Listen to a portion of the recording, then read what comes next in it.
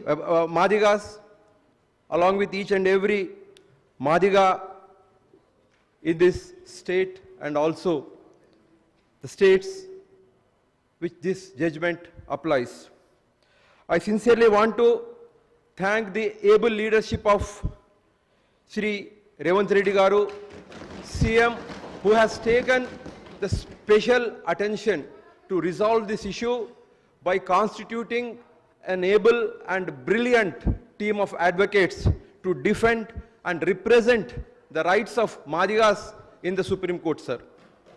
I was part of a delegation which was led by Shri Damodar Rajnarasimha Garu, and we had detailed discussions with the team of the Supreme Court advocates and expressed the real reason for the bifurcation of the Madigas, sir.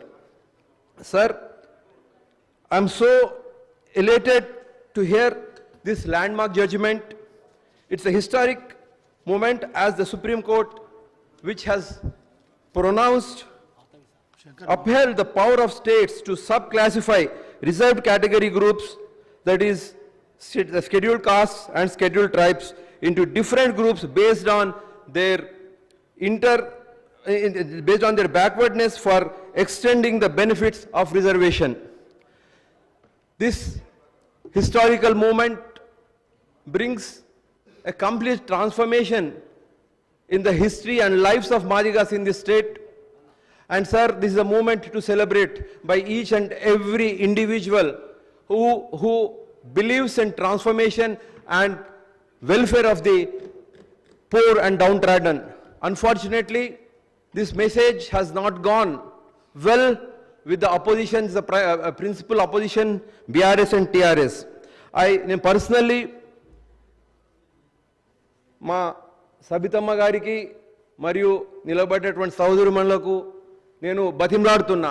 అమ్మా, ఈరోజు ప్రతి మాదిగ బిడ్డ ఎంతో సంబరాలు చేసుకున్నటువంటి ఈ సమయంలో మీరు ఇలా నిలబడడం చాలా బాధ కలిగిస్తుంది. అయితే మీకు మాపై సానుభూతి లేదు అని కాదు, మీకు సానుభూతి ఉన్నప్పటికీ మీరు అలా నిలబడడం వల్ల మీరు ఏదో ప్రొటెస్ట్ చేస్తూ ఉన్నారు, మాదిగలకు మంచిగా జరగడంలో మీరు వ్యతిరేకిస్తున్నారు, మాదిగలకు సంబరాలలో మీరు అడ్డం తగులుతున్నారని చెప్పేసి ఒక సంకేతం ప్రజలలో వెళ్తుంది. కాబట్టి మీకు నేను దండం పెట్టి కోరుకుంటున్నా, దయచేసి మీరు కూర్చోండి అక్క, 2 నిమిషాల కోసం కూర్చోండి అక్క. నేను ఒక విషయం చెప్తాను, మీరు 5 సంవత్సరాల వరకు 5 సంవత్సరాలు ఒక్క మహిళా ముఖ్యమంత్రి, ఒక్క మహిళా మంత్రిని క్యాబినెట్లో తీసుకున్నటువంటి ఆ పార్టీ వాళ్ళు చెప్పిన దానికి మీరు ఈరోజు మహిళా సాధికార గురించి, మహిళా హక్కుల గురించి మాట్లాడుతున్నారంటే అది సిగ్గుచేటు, అది ఏదో వాళ్ళు డ్రామా ఆడుతున్నారు. That is the hypocrisy. దయచేసి మీరు దాన్ని పట్టించుకోకండి. మీరు ఎంతన్నా కూడా మా వాళ్ళు, దయచేసి మీరు ఈ విషయంలో నా యొక్క అభ్యర్థనను గౌరవించండి. దయచేసి అభ్యర్థన గౌరవించి ఈ పండుగ వాతావరణంలో మీరు కనీసం పండుగ వాతావరణంలో వాళ్ళు చేసినటువంటి, అమ్మా ఒక్క విషయం చెప్తా ఉన్నా, వాళ్ళు ఎవరు లేరు. నేను ఈ విషయం చెప్పాలనో చెప్పొద్దు అని చెప్పేసి అనుకుంటా ఉంటుంటే, ఇప్పుడు ఈ విషయం చూడగానే ఈరోజు ముఖ్యమంత్రి గారు కానీ మనమందరం కానీ ప్రతిపక్ష నాయకుడు వస్తలేడు అని అంటున్నారు. ప్రతిపక్ష నాయకుడు రాకపోవడానికి ముఖ్య కారణం ఏంటంటే, ఈ ప్రజాప్రభుత్వంలో రేవంత్ రెడ్డి గారి అధ్యక్షతన అక్కడ కూర్చున్నది ఒక దళితుడు. అక్కడ కూర్చుంది ఒక దళితుడు కాబట్టి దొరగా కూర్చోవడానికి ఇష్టపడతలేడు.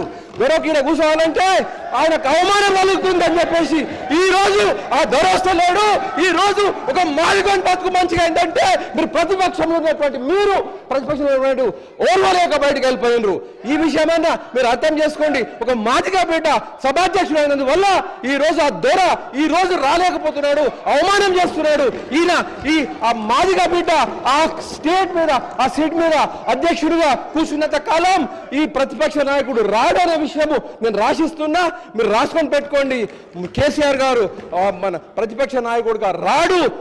ఏ రోజైతే ఈ ప్రజాప్రభుత్వం ఈ మాదిగా మరి బడుగు వర్గాలకు న్యాయం చేసుకుంటూ ఉంటుండే ఆ బెంచెస్ అట్లనే ఖాళీ ఉంటాయి. ఈ ప్రజలు గమనించాలని చెప్పేసి మనవి చేస్తూ, మరి ఒకసారి నేను ఈ ప్రజాప్రభుత్వం ప్రజలకు మేలు చేసే ప్రభుత్వం మాదిగా కుటుంబ సభ్యుల తరపు నుంచి మాదిగ కమ్యూనిటీ నుంచి ధన్యవాదాలు తెలియజేస్తున్నా. ధన్యవాదాలు.